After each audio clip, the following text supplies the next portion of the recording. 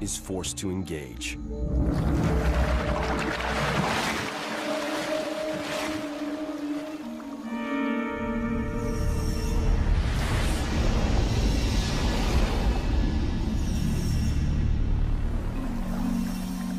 The battle is violent, but brief.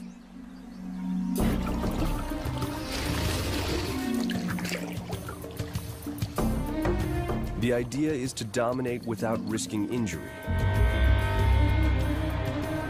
A raised snout from the challenger signals surrender.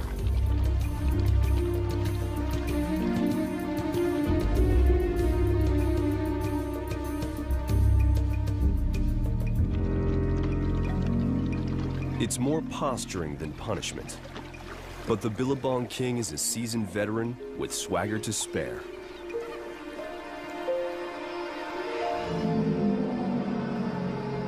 Victorious, the king quickly turns his attention to more amorous matters. He's heard the deep rumblings of a female nearby. During the mating season, male crocs travel great distances looking for females. The Billabong King has detected one at the edge of his territory. She is one of many he will mate with over the next few months.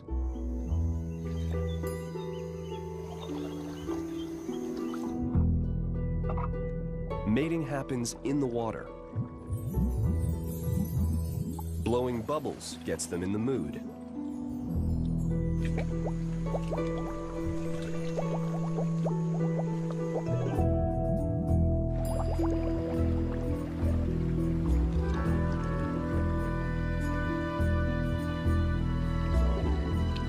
When the time is right, the female raises her snout in submission. The king quickly approaches.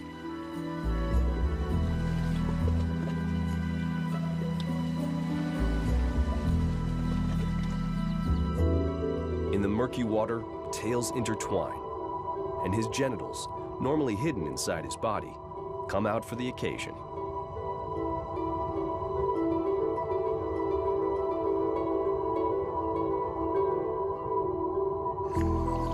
The two may mate several times over the next few days.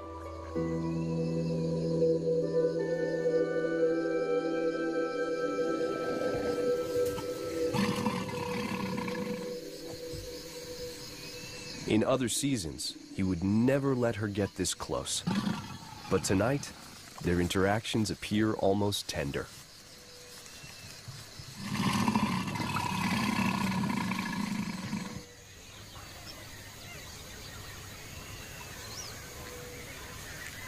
Not long after the Billabong King leaves, the female must start thinking about a nest. Safe sites can be hard to find.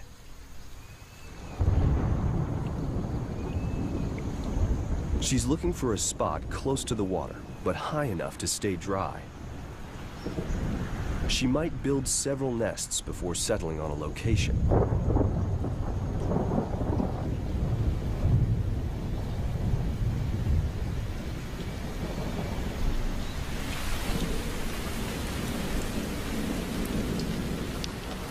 Flooding will pose the greatest danger once her eggs are deposited. At the height of the wet season, it rains almost every day. Dry ground can become submerged riverbed in a matter of hours.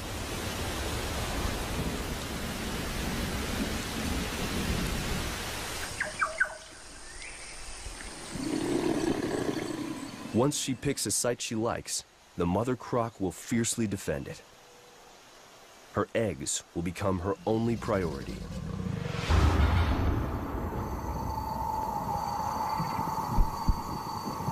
About 6 weeks after mating, she's ready to lay. An infrared camera reveals her labors in the pitch-black night.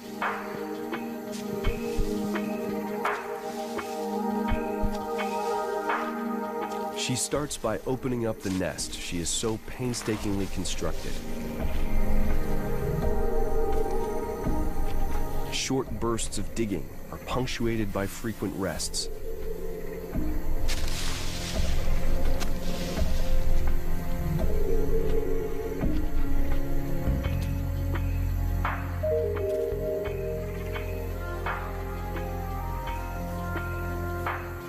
She's a big crocodile and can lay up to 80 eggs. Some have been fertilized by the Billabong king, but other males have mated with her as well.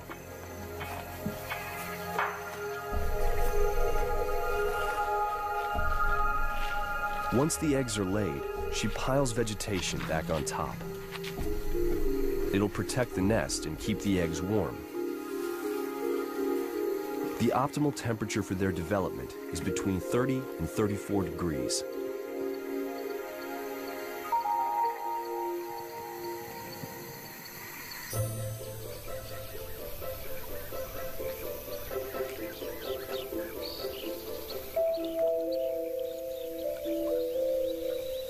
It's morning in the Billabong. Many animals are up and about. The cold-blooded crocs are lounging in the morning sun.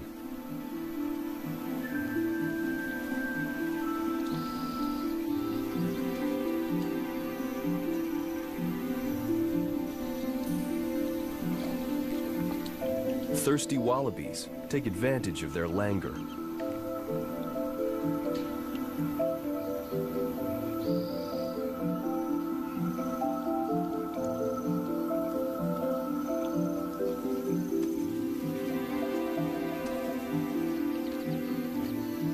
The crocs specialize in lightning-quick strikes from the water, but they're not great hunters on land, where their prey can see them coming.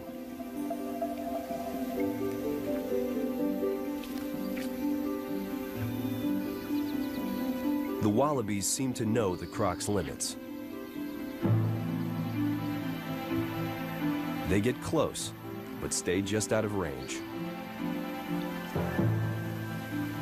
It's a safe strategy on land.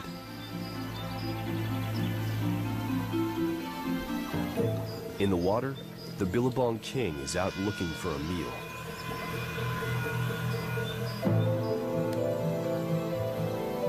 He watches as the wallabies slowly make their way to the water's edge. They opt for puddles away from the river.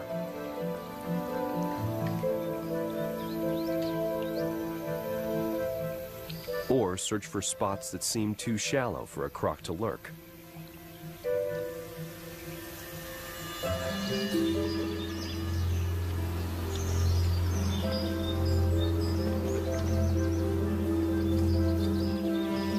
But they don't all get it right.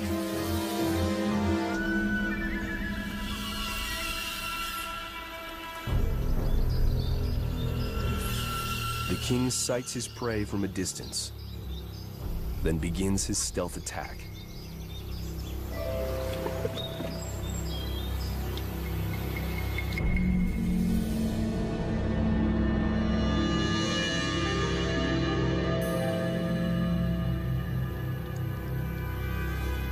He approaches with scarcely a ripple.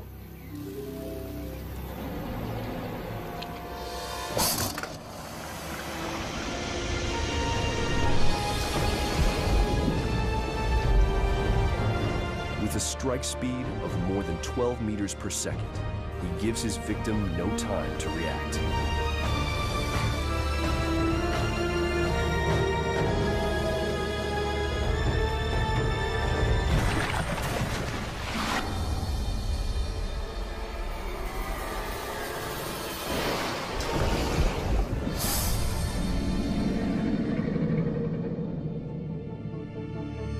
The violent thrashing does more than just kill. It breaks the wallaby's body into bite-sized chunks that the crocodile can swallow.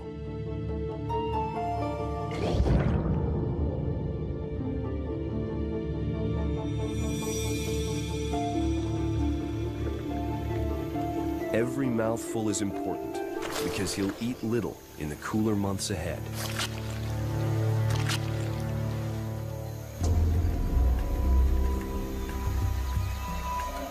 As the Billabong king fattens himself up in the river, his offspring are getting ready to hatch. After almost 3 months in their hard-packed nest, the baby crocs begin breaking out of their shells.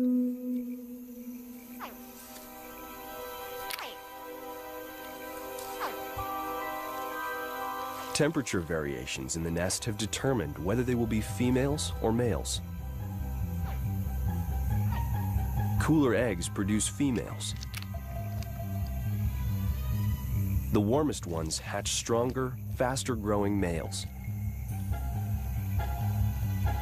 It's evolution's way of making males out of the individuals with the best chance of growing big.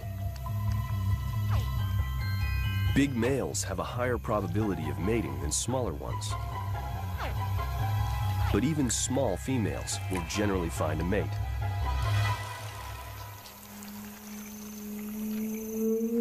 Remarkably, nature has found a way to select for size and strength in the males, even before they are born.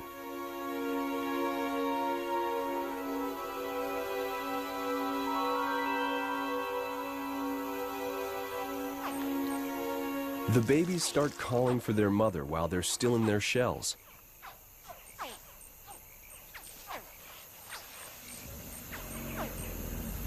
They'll need her help to get out of the nest, which is hardened into a rigid cement-like fortress.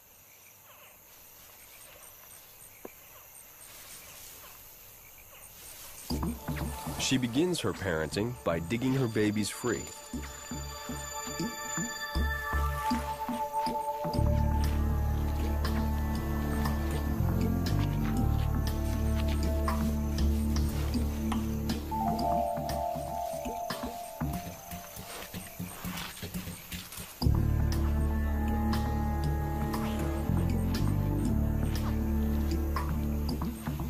But the job gets harder from there. Using her mouth, pointy teeth and all, she must ferry them from the nest site to a safe spot in the water. The hatchlings are not easily corralled. Prudently, their instincts lead them away from other animals' jaws.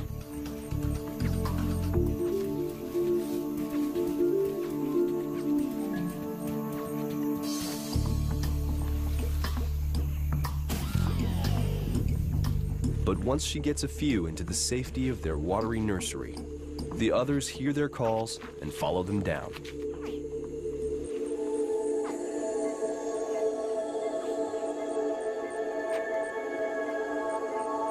In the water, the hatchlings will primarily fend for themselves.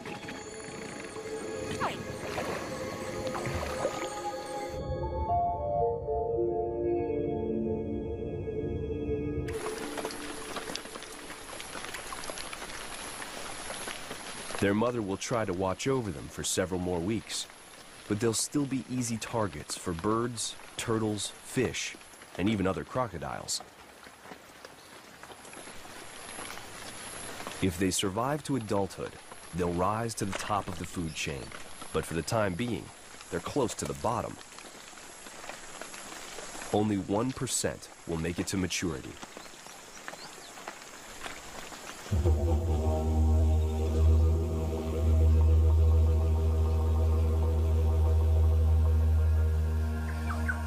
It's now May in Australia, the beginning of the dry season. The weather has gotten cooler, and the crocs are becoming less active.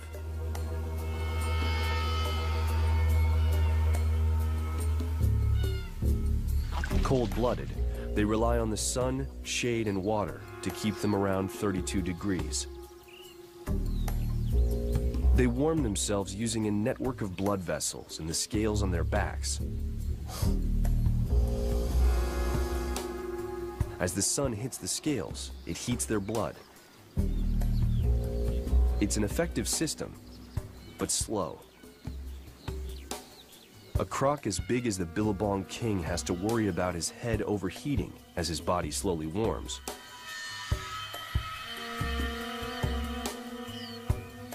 Some scientists believe crocs open their mouths to cool their brains, using evaporation to draw away heat.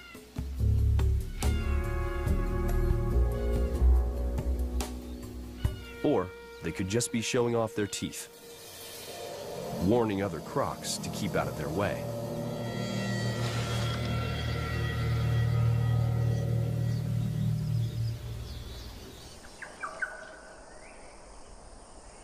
With no rain in more than a month, the massive floodplains, rivers, and swamps are starting to drain.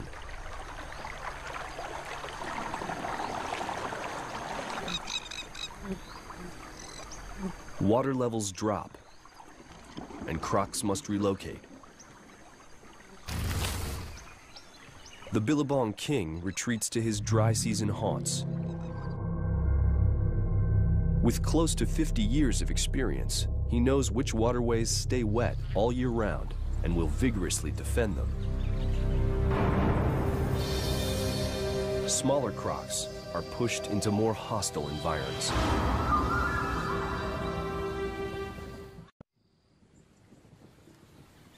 Australia's dry season is a dangerous time for baby crocs. On a muddy riverbank, the 3-month-old hatchlings are lucky to still have water.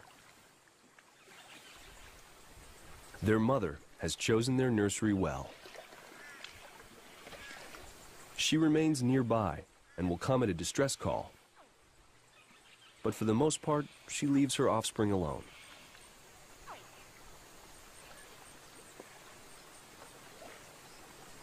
The hatchlings rarely venture onto land, where they can easily be picked off by predators. But the need for food breeds bravery, and they do make incursions ashore in search of crabs, insects, and other small creatures. A black-necked stork has a similar diet, with one added delicacy: the young crocs themselves.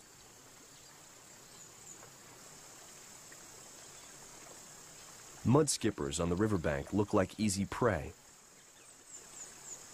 These amphibious fish walk on their fins.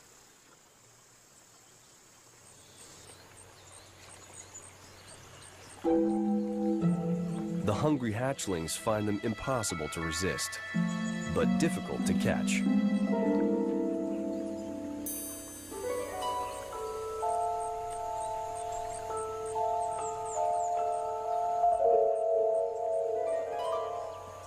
Chasing prey around the bank is not how adult crocs hunt, but it works for the little ones because their prey is so small.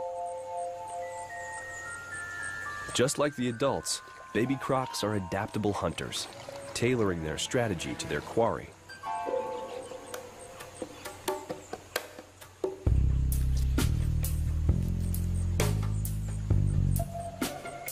Today, there's an opportunity for crab.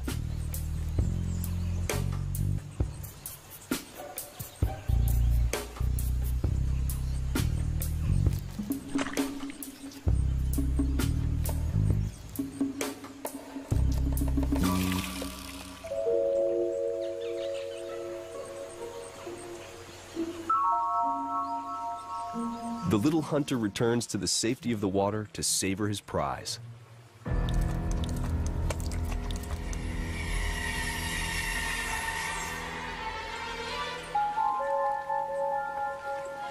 Unfortunately for his siblings, he's not the only one out hunting.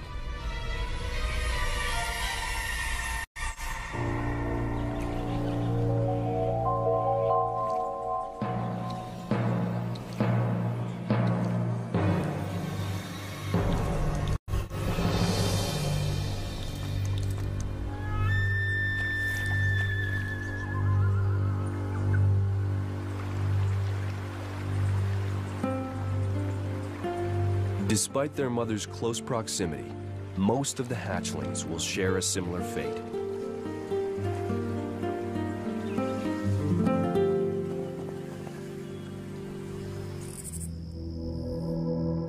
As the winter progresses, the floodplain continues to dry out. Rivers and ponds transform into vast expanses of parched earth. These are hard times for the residents of the floodplains.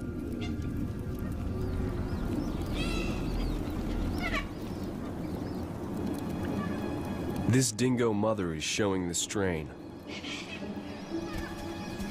Her prominent ribs herald a scarcity of prey.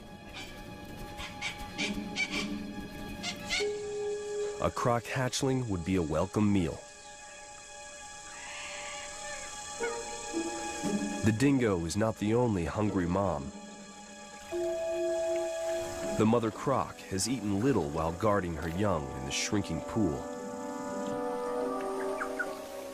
She spends most of her time underwater, where her heart slows to only a few beats per minute. She can stay submerged for an hour or more.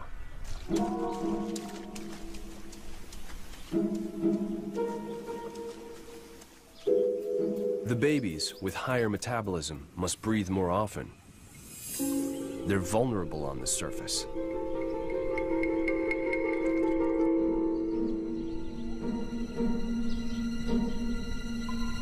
But then again, so are those who would hunt them.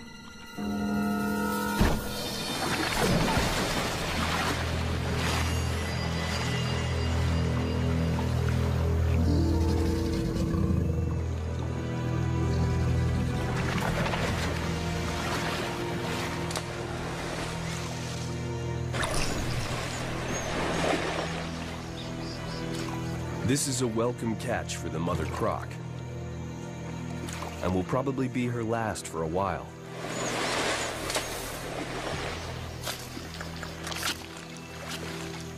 As the weather gets cooler, big salties stop eating. They can't warm up their stomachs enough to digest.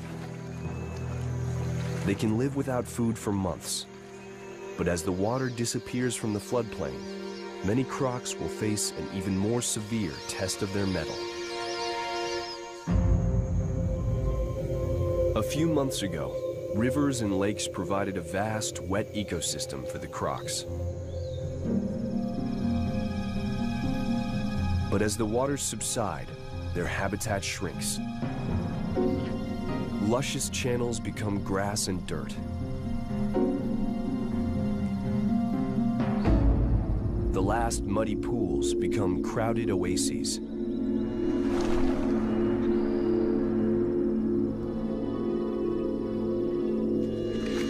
At this time of year, salties aren't concerned with defending their territory.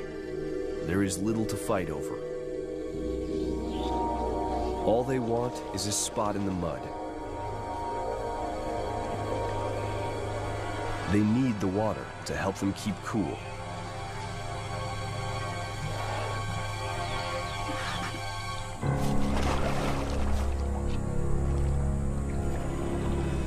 But as the pools dry and the crocs crowd closer and closer together, tensions do rise.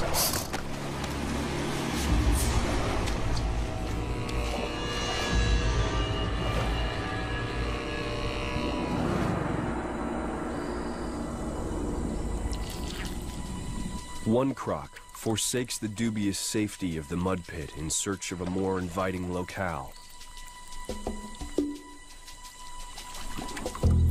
He sets off during the cool of evening, hoping to find another pool before dawn.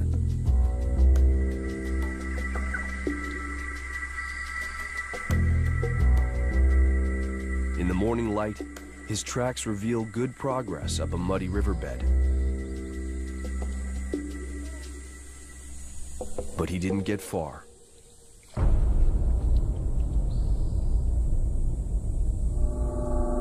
With no water in sight and no protection from the sun, he won't last long.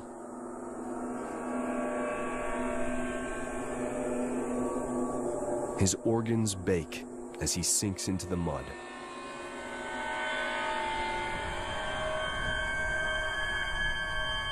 The long dry season is taking its toll.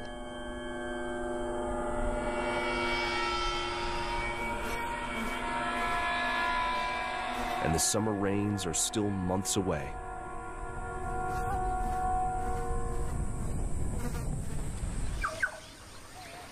The Billabong King is much better off. He's picked his winter residence with care and is sitting pretty in plenty of water. His half-century of experience is serving him well. He knows just how to survive the harsh dry season and keeps the cooling waters all to himself. He also knows a secret only a few other crocs know. A secret that will get them on the move. For the informed few, it will provide some welcome relief from the hardships of the last few months.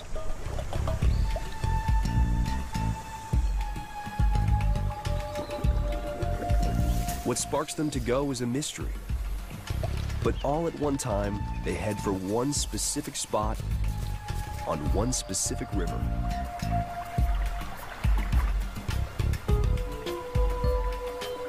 Crocs have been known to travel more than 100 kilometers to get where they're going. The Billabong King makes his journey with his usual languid grace. Others have to cross dry ground on their trip. But they seem to know their way and take care to avoid overheating.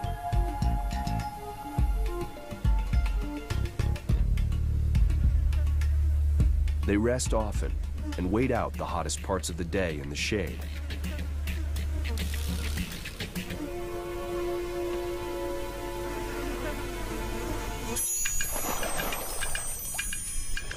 One by one, the salties arrive at the site. Gathering near a small man-made dam, their numbers grow as the day goes on. By the time the Billabong King swims in, the banks of the river are covered with crocs.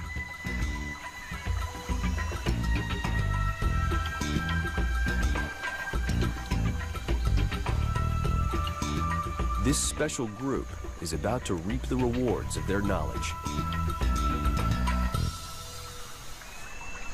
In the dry season, as the river dries up, the dam separates the fresh water upstream from the salty ocean water below. But it also traps fish. Mullet, which swam upstream to spawn during the wet season when the river was high and the dam was submerged.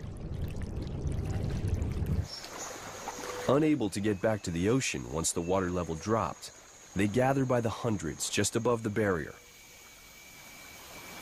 But tonight, a super high tide will set the fish free. It's the king tide, which happens only twice a year. It's why the crocodiles have come.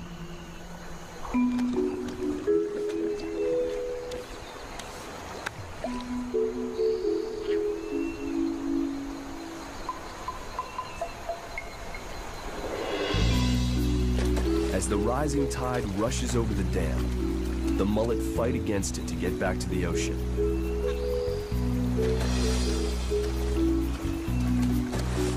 The crocs are waiting for them.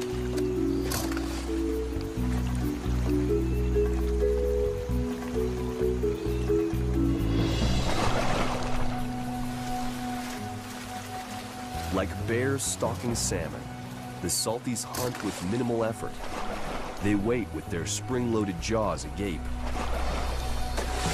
ready to snap shut at the touch of a fish.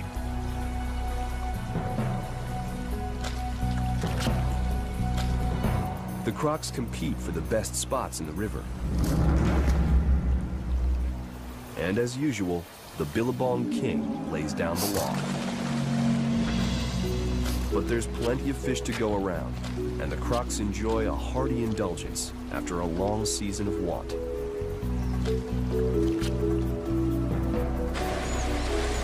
From their tracking of the tide to their unusual fishing tactics, the croc's mullet hunt is a surprising display of intelligence for creatures generally thought to be driven by primitive instincts alone.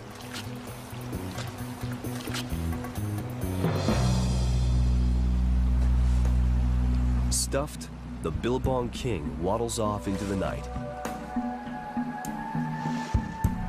He has fared better than most during the difficult dry season and seems well poised for another year of domination.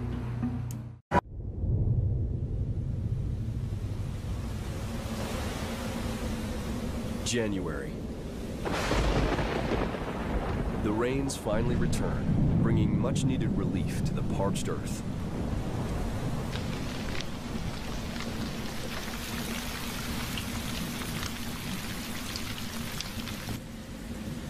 Rivers and lakes fill up, and the plains flood once again. The Billabong King has made it through another year. If his size is any indication, he's probably pushing 50.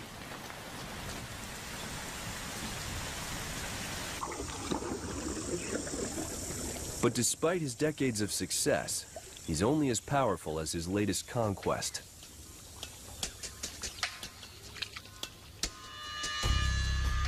He doesn't go looking for a fight, but is more than willing to engage if he feels his dominance is threatened. Today, another Salty is fishing in his space.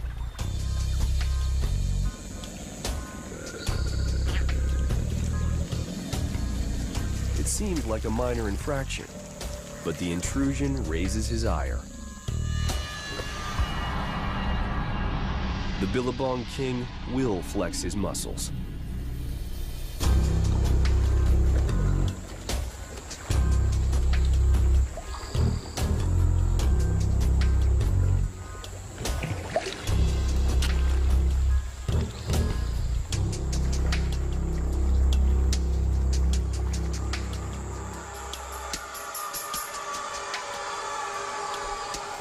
The rival croc is careful not to flaunt his fishing success.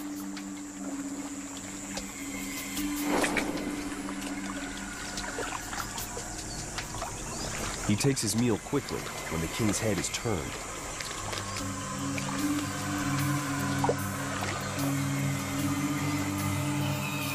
Even so, he gets put in his place.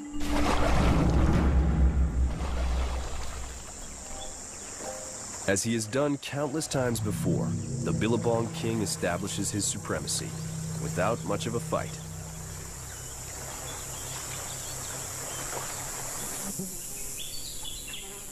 The hatchlings, his legacy, have a ways to go. They're almost a year old, with a lot of growing still to do. For the next 4 years, their greatest impediment to survival will be cannibalism by bigger crocs. Even their own father would eat them if he got the chance. But today, he has another delicacy in mind. With his keen eyesight, smell, and hearing, the Billabong King is drawn to a flurry of activity in the trees above the river. These are flying foxes, which often roost near the water after a night of foraging for blossoms and nectar.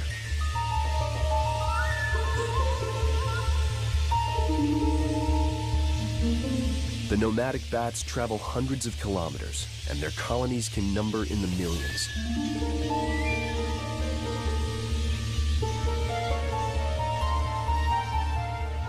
Perched high above the water, this bat would seem perfectly safe.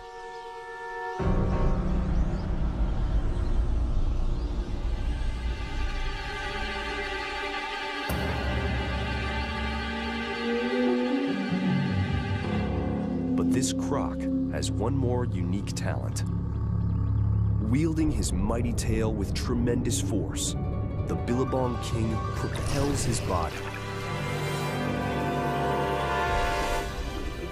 2.5 meters in the air.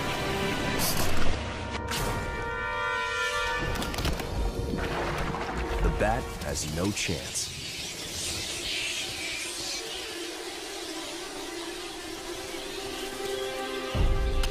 It's a stunning display of agility for the 1,000-kilogram croc.